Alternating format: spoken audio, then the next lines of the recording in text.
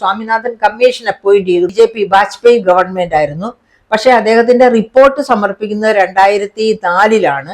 2004 UPA government ആണ് ഭരണത്തിലുള്ളത്. 2004-05 UPA ഗവൺമെന്റിന്റെ കാലത്ത് 2006 അദ്ദേഹം സ്വാമിനാഥൻ കമ്മീഷന്റെ റിപ്പോർട്ടിൽ ഉണ്ടായിരുന്നത് എന്താണ്? MSP, minimum support price.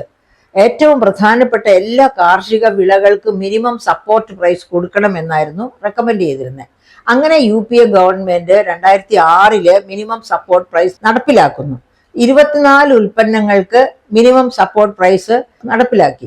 പക്ഷെ കേരളത്തിൽ നിന്നുള്ള ഉൽപ്പന്നങ്ങൾ, അതിനകത്ത് നെല്ല് അതുപോലെ നാളികേരം, ഈ 2 ഉൽപ്പന്നങ്ങളേ ഉള്ളൂ. അതിനകത്ത് കരിമ്പൊക്കെ ഉണ്ട്, പക്ഷെ കേരളത്തിൽ ഇപ്പൊ കരിമ്പ് കൃഷിയില്ല. അപ്പൊ അങ്ങനെ ആയപ്പോഴത്തേക്കും ഇവിടെ കൃഷി ഉള്ളതിൽ ഈ 2 ഉൽപ്പന്നങ്ങളേ ഉള്ളൂ.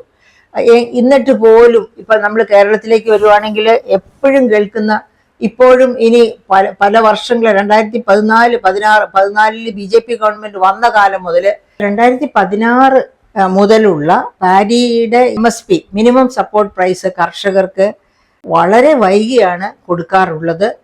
അങ്ങനെ സൂയിസൈഡ് ചെയ്യുന്ന കർഷകരെ പോലും നമുക്കറിയാം. അത്ര ദുരന്തത്തിലാണ് കേരളത്തിലെ നെൽകൃഷി.